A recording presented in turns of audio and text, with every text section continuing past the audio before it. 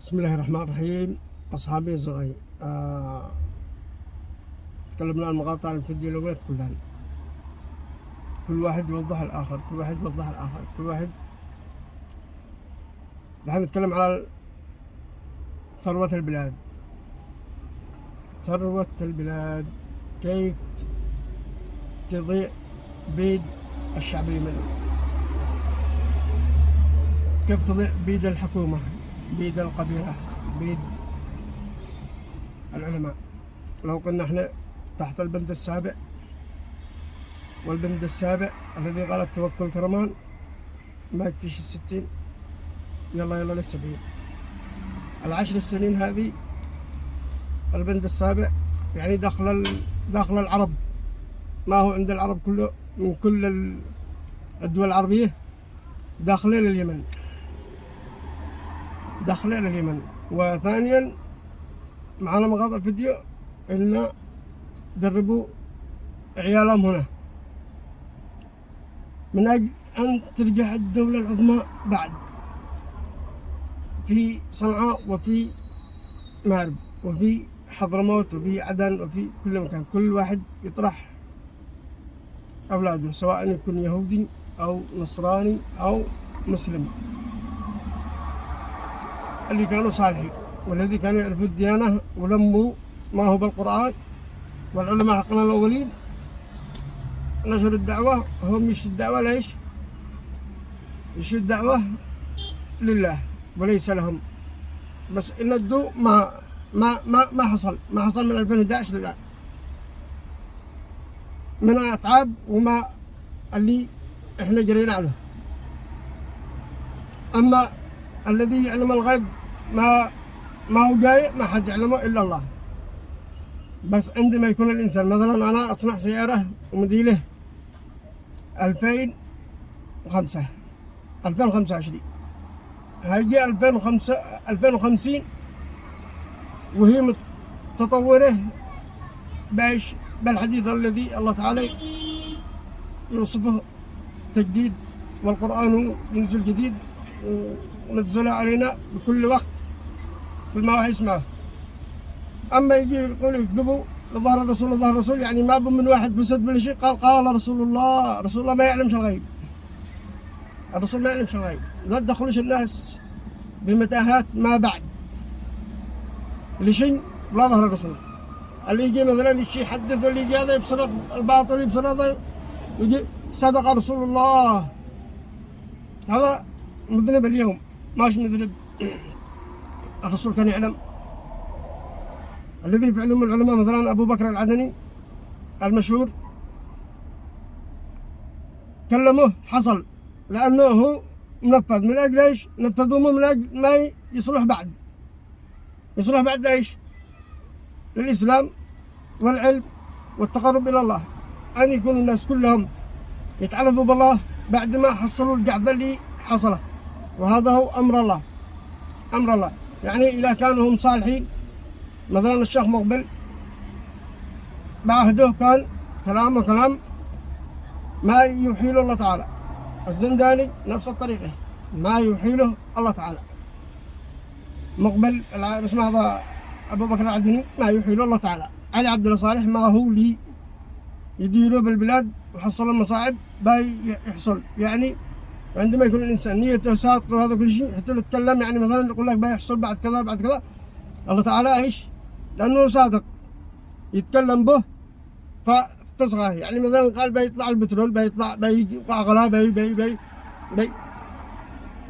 بسبب ايش؟ بسبب ان احنا جينا ضده وانه كان صالح وهذا كل شيء. فهذا من الله تعالى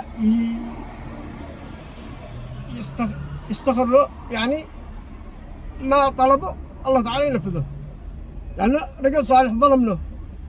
والعلماء نفس الطريقة. أما أن الحرب يجلس على ما هو وهذا كل شيء والثروة قلب لا تضيع عليه وهذا كل حاجة.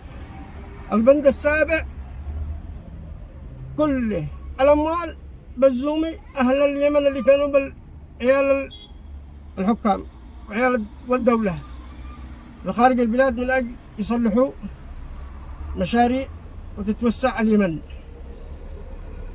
ترجع اليمن هي الأمم المتحدة اليمنية عالميا. عالميا. الإمارات من تحت إصدار اليمن، السعودية من تحت إصدار اليمن، تراضي برضا. ما علينا إلا إحنا دحين نصلح أمور ما هو علينا، نخلوا على العالم كله طبقوا سنتنا، سنة ما على اليمن. هذا أنتم شو سنة محمد ولا ما هي سنة الله؟ ما تختليش سنة الله، ما تختليش، بس تختلي من الناس الذين هم عاملين بزعم انهم احنا اصحاب السنة.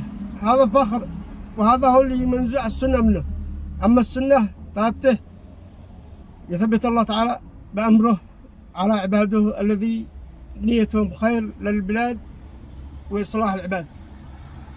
البند السابع أمواله كله لليمن، حكام اليمن مع العلماء وترجع السيرة من جديد، تبعث مثل ما كان بأيام الرسول والصحابة، بأيام الرسول والصحابة، وتعيش اليمن تقع عايشة علشان عايشة للعالم كامل بالدين الرخاء الإسلامي الذي عشنا عليه، الطبقة السفلى الذي احنا جالسين تحتقرونا وتسبونا وتعملوا وتضغطوا فوقنا وتفعلوا كل شيء من كل الناس الذي هم شغالة، الذي هم ما احتاجوا أحد إلا الله بما هم متوكلين عليه.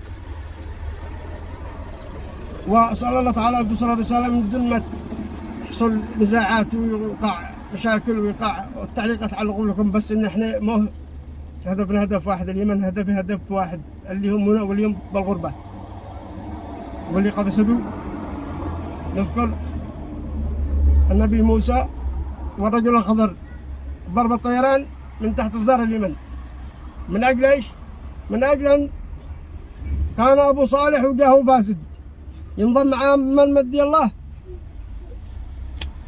ويرح له هباء منثورا، ما يجري مع من ويقول لنا الله أكبر الإسلام ندري ما إحنا نمضي، فيدي التكبير هو على نيته شهيد إلى كان نظر، واللي هو يشتري مصلحة ويشيلها في الدوران الله لا بارك له، حسابه على الله.